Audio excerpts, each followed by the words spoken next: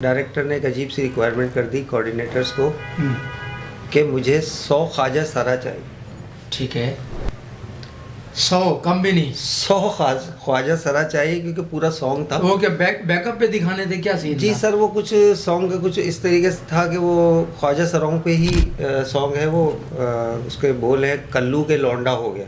ख्वाजा सरा बनाया गया, प्रॉपर ख्वाजा सरा बनाया गया और पूरा शूट तो अभी आपने जिक्र किया कि वो बाउल मंगा ली, वो किस लिए मंगाई? जाहिर सी बात है, ख्वाजा सरा कंप्लीट बनाना है ना। अच्छा, तो बहुत कंपलसरी है।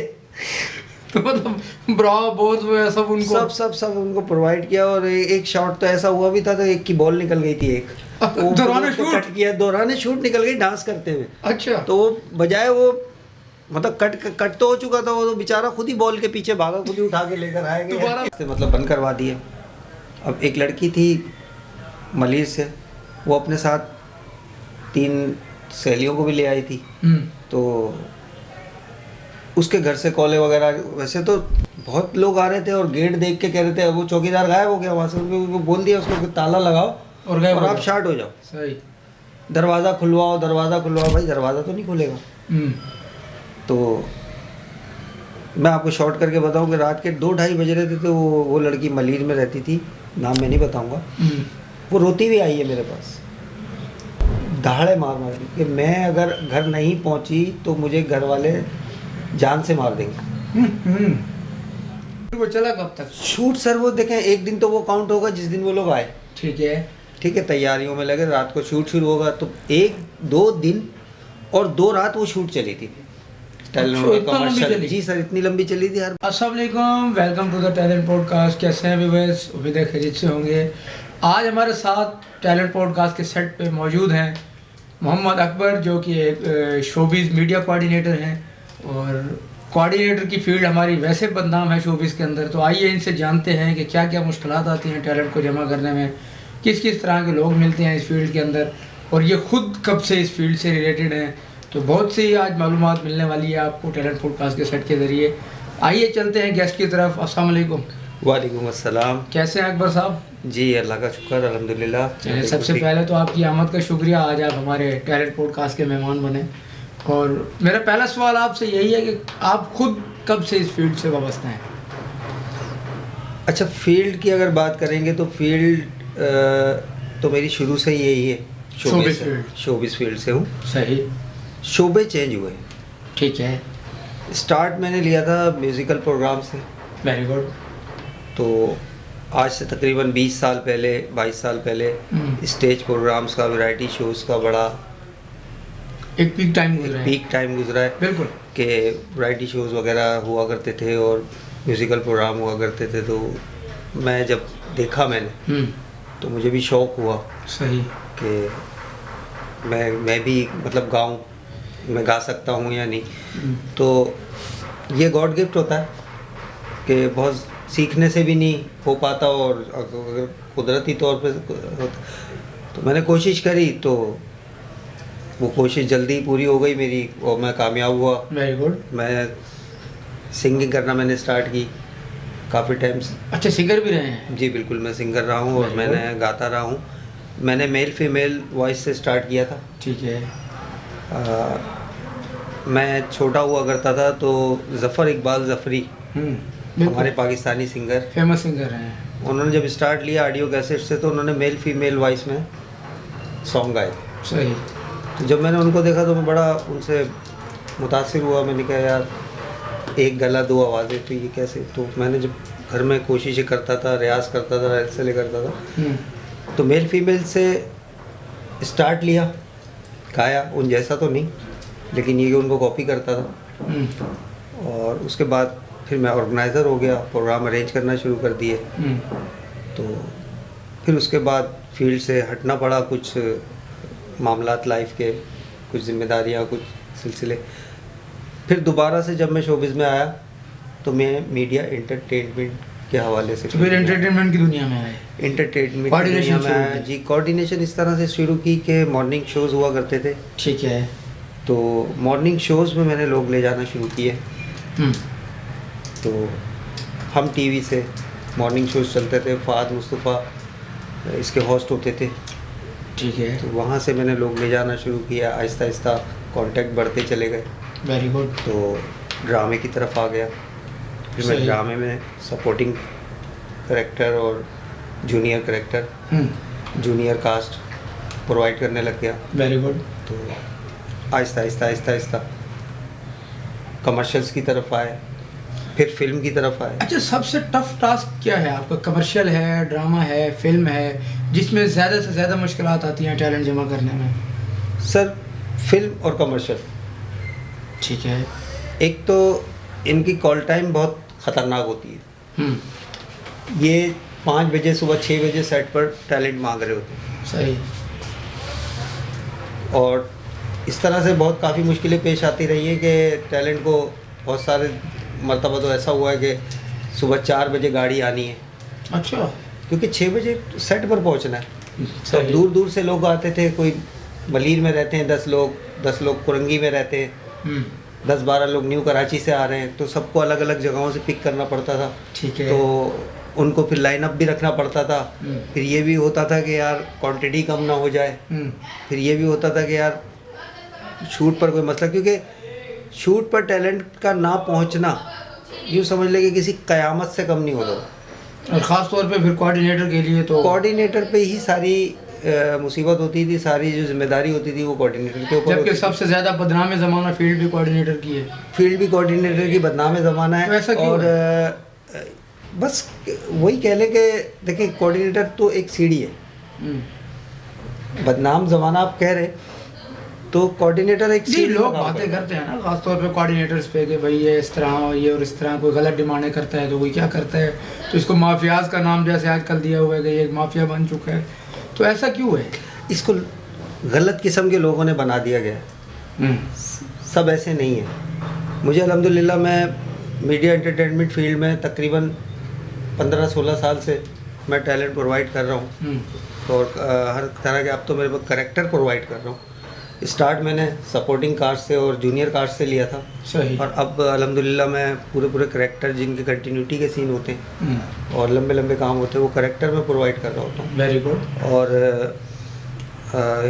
غلط قسم کے لوگ آپ کو پتہ ہے کہ ہر فیلڈ میں ایسا ہی کسی بھی فیلڈ صحیح میں غلط تو پھر میڈیا کا نام تو ویسے ہی بدنام ہے نا کہ میڈیا انٹرٹینمنٹ میں جی یہ ہوتا ہے یہ ہوتا ہے یہ ہوتا ہے. نہیں بھائی, طرح کی باتیں کرتے ہیں, طرح کے لوگوں کے خیالات ہیں طرح کی. لیکن بات یہ ہے کہ اس وقت آپ یہ دیکھ رہے ہیں کہ ہر فیلڈ میں اچھے برے لوگ ہر جگہ آپ کو پائے جاتے ہیں. سب سے بڑی چیز یہ ہوتی ہے کہ آپ خود کیسے. بالکل. آپ اگر اچھے ہیں تو یوں سمجھ لیں کہ آپ جہاں چلے جاتے ہیں وہ سارے اچھے ہو جاتے ہیں. صحیح. آپ کا خود کا اچھا ہونا بہت ضروری ہے. بالکل. اور اچھا, جب نیو ٹیلنٹ اس فیلڈ میں آتا ہے جیسا کہ آپ لوگ جمع کرتے ہیں جی, تو کیا ان کے مائنڈ میں ہوتا ہے کہ ایک دم سے جا کے کروڑ پتی بن جائیں گے یا بہت بڑے آرٹسٹ بن جائیں گے؟ کس قسم کے کس کی ذہنیت کے لوگ ملتے ہیں آپ کو؟ دیکھیں کچھ لوگ ہوتے ہیں جو صرف شوٹنگ دیکھنے کے شوق میں آتے ہیں. اچھا. اب ظاہر سی بات ہے کہ جو ہم نے جس کو آگے کام دیا جونیئر کوآرڈینیٹر کو, تو کچھ فیملیز وغیرہ جو لے کر آ رہے تھے, وہ کچھ لوگ ہوتے ہیں جو صرف شوٹنگ دیکھنے کے شوق میں آتے ہیں. ٹھیک ہے. اچھا, وہ کچھ دیر بیٹھتے ہیں, شوٹنگ دیکھتے ہیں, سب دیکھ لیا, ہو گیا. 2 گھنٹے بعد اب وہ ان کو کوئی نیڈ تو ہوتی نہیں ہے, کیونکہ وہ پھر وہ جب سب کچھ دیکھ لیتے ہیں تو 2 گھنٹے بعد 2.5 گھنٹے بعد وہ کہتے ہیں کہ اب ہم جا رہے ہیں. بھائی کہاں جا رہے ہو, ابھی تو سین ہی نہیں ہوا. صحیح. اچھا, جونیئر کاسٹ کا یہ ہے کہ ڈرامہ ہو, فلم ہو یا کمرشل ہو یا کوئی بھی شوٹ ہو, اس پر یہ ہوتا ہے کہ کم سے کم 6 گھنٹے پہلے سپورٹنگ کاسٹ کو بلا لیا جاتا ہے. ٹھیک ہے.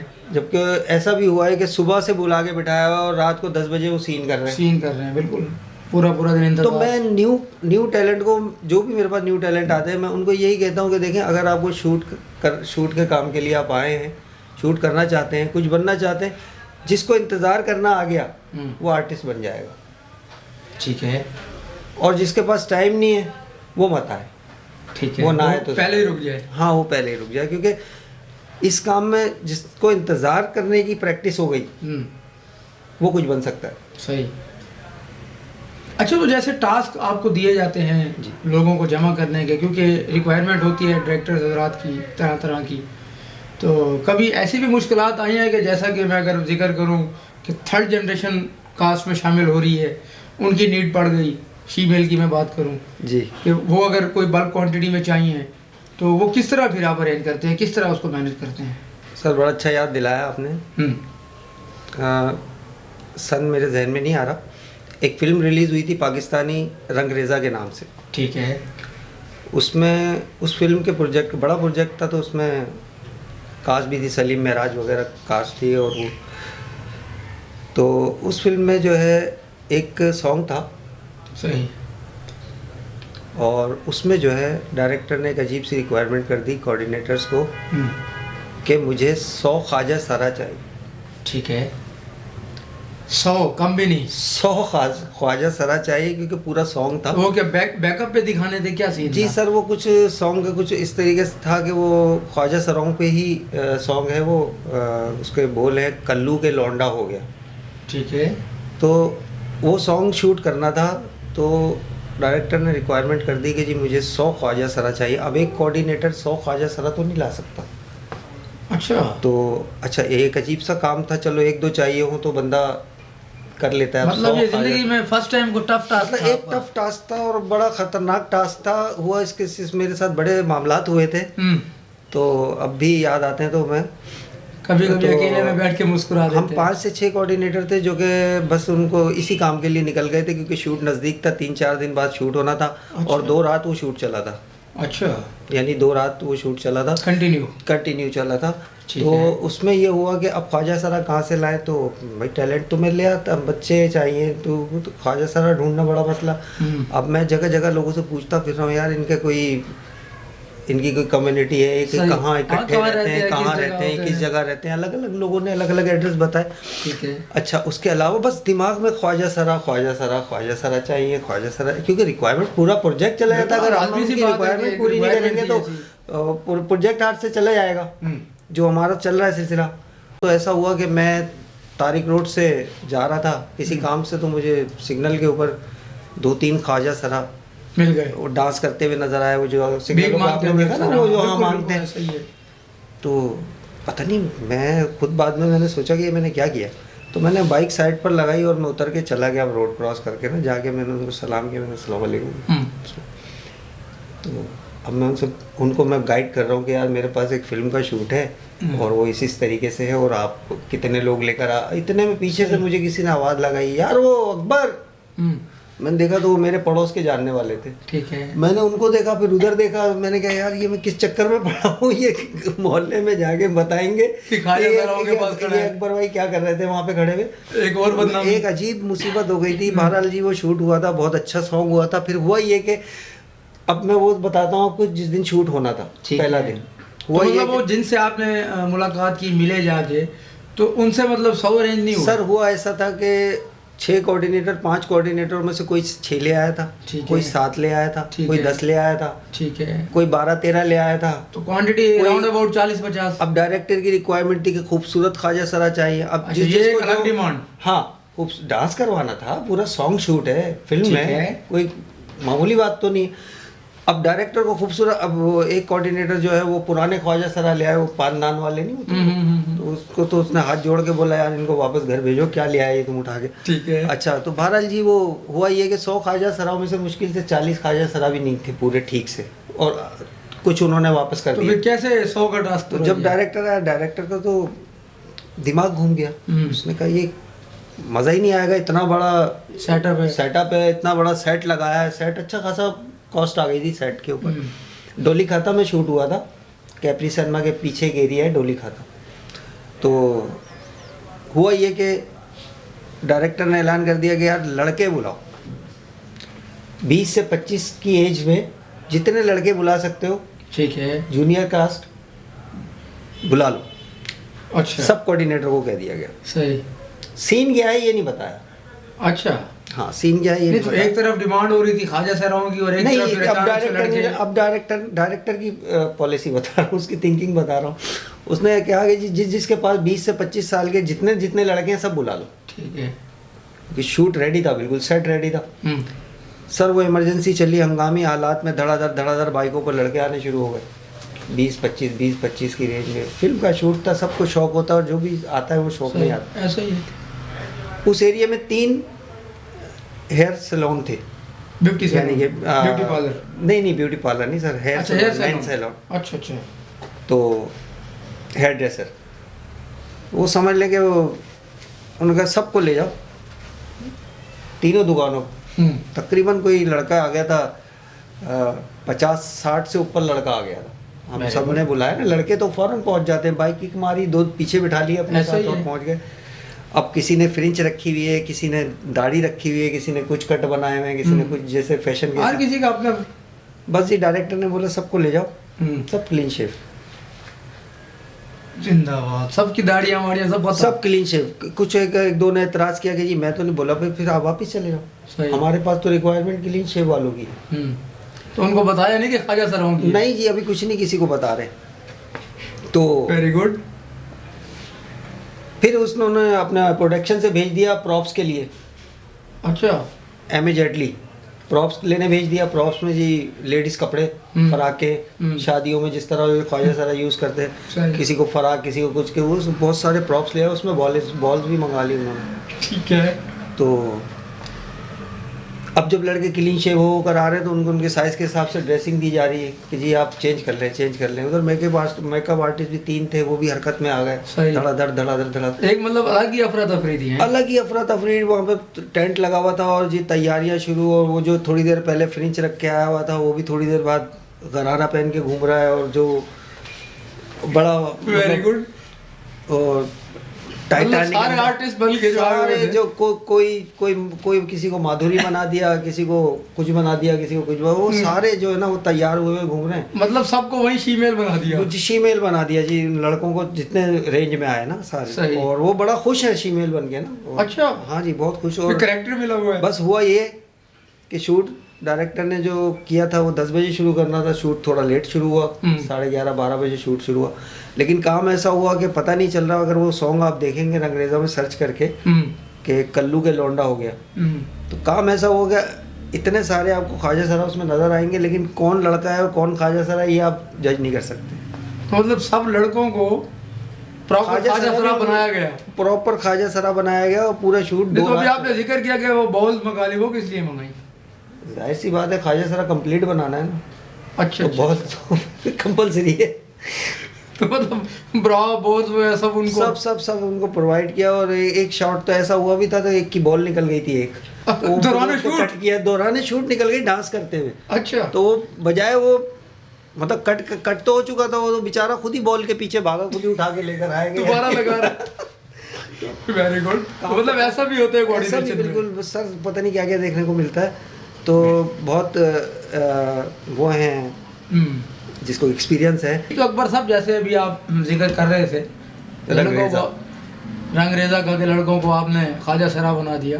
जी। तो मेरा ख्याल है कि शायद ये कोई यादगार ही सीन होगा कि जो अभी तक याद होगा। बिल्कुल, बहुत यादगार सीन है। और ये मैंने नहीं बनाया, ये दिमाग डायरेक्टर का चला था। ठीक है। तो क्योंकि उसने करना था, काम तो करना था। सही। तो उनको जैसा लगा, उन्होंने हमें भी नहीं बताया था कि लड़कों को हम क्या कैरेक्टर देंगे। अच्छा। हमने ज़रूरत होगी लड़कों की, लड़के बुलाए तो लड़के ही चाहिए। सही। अब हमें क्या पता था कि ये मतलब उसका दिमाग इस तरह कैटेगरी चेंज कर देंगे, इस तरह कैटेगरी चेंज कर देंगे और ये हो जाएगा। ये तो हमें भी सेट पर उसी वक्त पता चला था। हमने सीरियसली कह दिया था कि देखें जी, जो करना चाहता है करे, फिल्म का काम है, जो नहीं करना चाहता सही, नो इशू।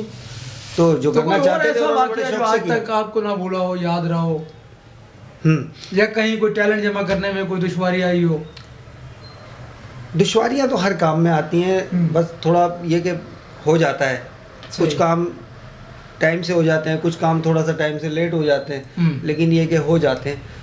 तो शूट के हवाले से मैं आपको बताऊं कि एक कमर्शियल मुझे याद आता है, ठीक है, याद रहेगा, कल की सी बात लगती है, हालांकि टाइम हो गया इसको। एक कमर्शियल आया था टेलेनोर का। अच्छा। वो आपने देखा हो, पुरानी बात है थोड़ी सी, कि वो आग में से जंप लगा रहा है, और वो हुआ था ईस्टर्न स्टूडियो में। अच्छा।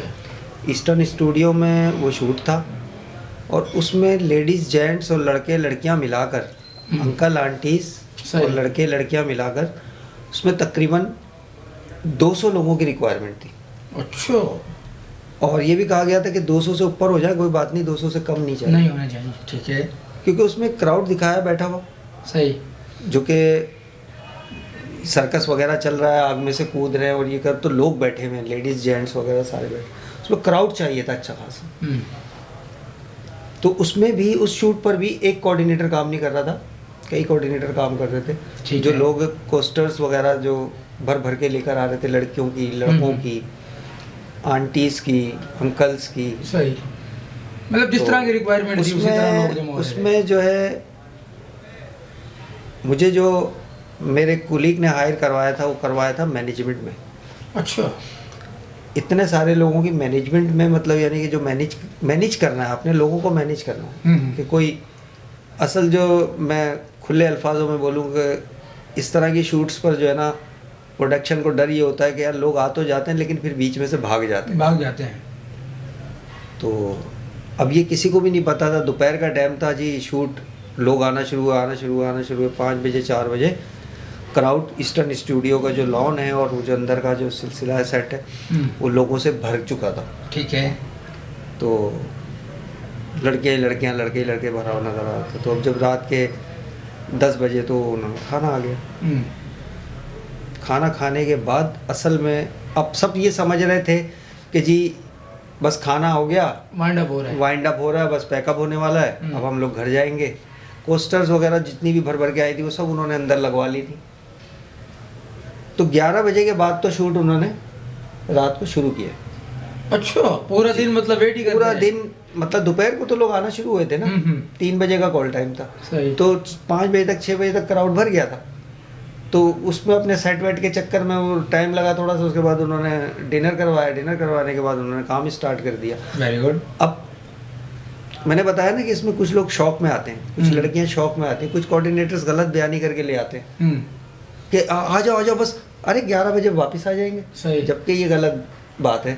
आप उनको तो इसलिए मेरे ख्याल से बदनाम ज़माना भी है। हमारे काम का, मीडिया के काम का ये असूल है कि आपको कॉल टाइम दिया जाता है आने का, जाने का कॉल टाइम नहीं होता है। ऐसे ही है। ठीक है। क्योंकि तो कुछ कोऑर्डिनेटर्स, नए न्यू कोऑर्डिनेटर्स जो होते हैं वो गलत बयानी करके ले आते हैं कि जी 12 बजे फ्री हो जाएंगे, 11 बजे फ्री हो जाएंगे। चलो, तो उसमें कुछ लड़कियां शौक में आ जाती हैं, जो कुछ ऐसी भी होती हैं जो घर पे कुछ बता के आती हैं और आ जाती हैं शूट पे। ऐसा ही है, क्योंकि घर वाले अगर शूट का बोलेंगी तो वो जाने मना कर देते हैं। ऐसा ही है। अब जब रात का बजा 1, दरवाज़ा जो मेन गेट था वो लॉक करवा दिया, ताला लगवा दिया। वो क्यों? कोई भाग ना जाए। अच्छा। और सारे रास्ते मतलब बंद करवा दिए। अब एक लड़की थी मलिर से, वो अपने साथ 3 सहेलियों को भी ले आई थी। तो उसके घर से कॉलें वगैरह, वैसे तो बहुत लोग आ रहे थे और गेट देख के कह रहे थे, वो चौकीदार गायब हो गया वहाँ से। वो बोल दिया उसको कि ताला लगाओ और आप शार्ट हो जाओ। सही। दरवाज़ा खुलवाओ। भाई दरवाज़ा तो नहीं खुलेगा। तो मैं आपको शॉर्ट करके बताऊं कि रात के 2-2:30 बज रहे थे। तो वो लड़की मलिर में रहती थी, नाम मैं नहीं बताऊंगा। वो रोती हुई आई है मेरे पास, दहाड़े मार कि मैं अगर घर नहीं पहुंची तो मुझे घर वाले जान से मार देंगे। इतने शदीद गुस्से में हैं मेरे पेरेंट्स। सही।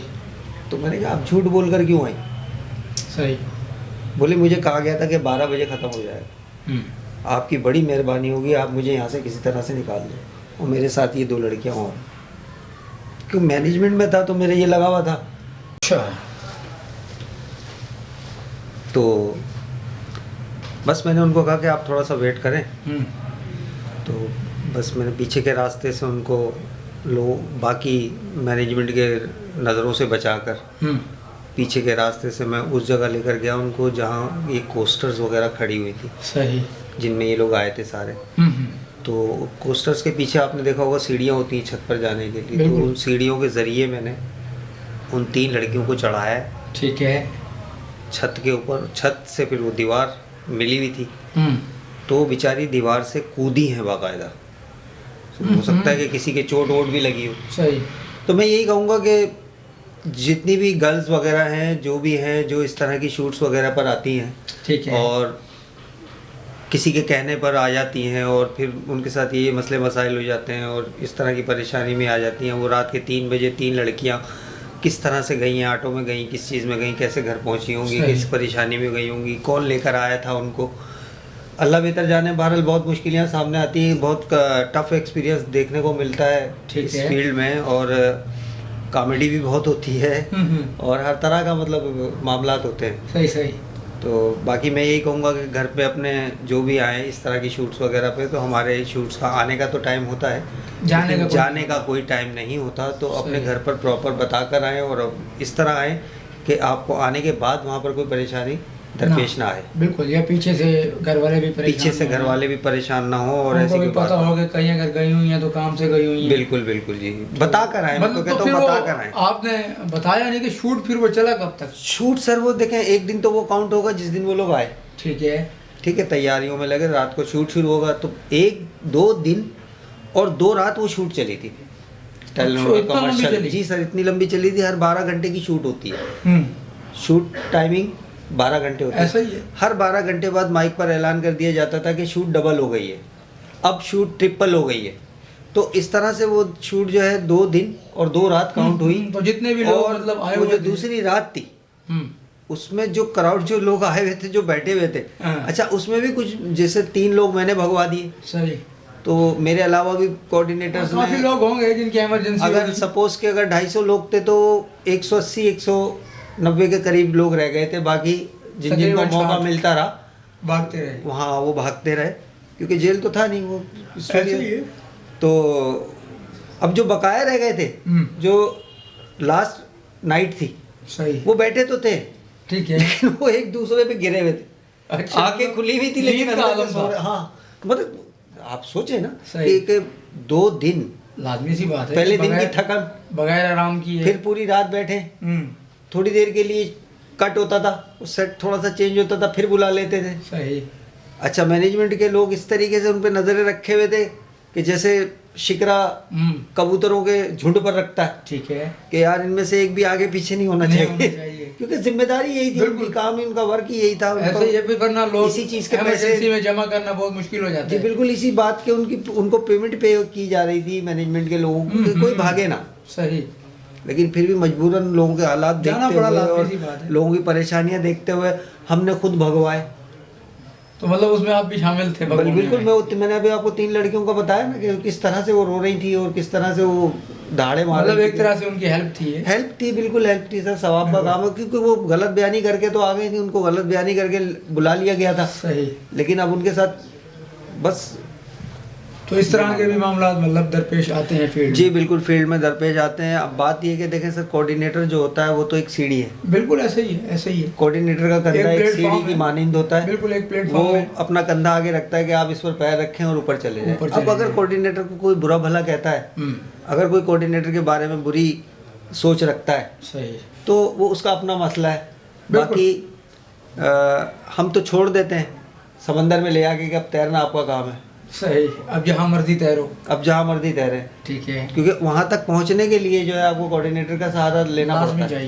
لازمی. تو اب آپ کے ٹیلنٹ ہے کہ آپ کو کیا آتا ہے، آپ پک کر سکتے ہیں یا بھاگ جاتے ہیں. ہاں، کہ آپ سے ہو رہا ہے یا نہیں ہو رہا. بالکل. تو یہ سارے سلسلے ہیں. باقی یہ کہ بتایا میں نے آپ کو. بالکل. جی ویورز، تو یقیناً آپ نے دیکھا کہ کس طرح کے اتار چڑھاؤ آتے ہیں اس شوبز فیلڈ کے اندر. اور خاص طور پہ اگر میں کوآرڈینیٹرز کی بات کروں، جنہیں اکثر لوگوں کو میں نے برا بھلا کہتے ہوئے سنا ہے، تو دیکھیں کہ کس طرح اسٹرگل کر کے، کس طرح محنت کر کے لوگوں کو اکٹھا کرنا، جمع کرنا. اور ٹیلنٹ کے لیے بھی ایک بہترین پلیٹ فارم ہے، ایک بہترین سہارا ہوتا ہے، ایک سیڑھی ہوتی ہے کہ ان کو میڈیا تک، شوبز تک پہنچنے کی رسائی جو ہے وہ مل جاتی ہے، آسان ہو جاتی ہے کوآرڈینیٹرز کے تھرو. تو یقیناً ان کی اسٹرگل ہوتی ہے، ان کی محنت ہوتی ہے نئے نئے لوگوں کے ساتھ، نئے نئے چہروں کے پیچھے. تو ان کو سپورٹ کرنا چاہیے اور اسی طرح جڑے رہیے گا، کیونکہ آج اکبر صاحب نے جو چیزیں بتائیں خاص طور پہ شوبز کو لے کر، بڑے اندر کی باتیں تھیں جو اکثر لوگوں کو نہیں پتہ ہوتی کہ اس طرح کے بھی واقعات جو ہے وہ آ سکتے ہیں آپ کی لائف میں.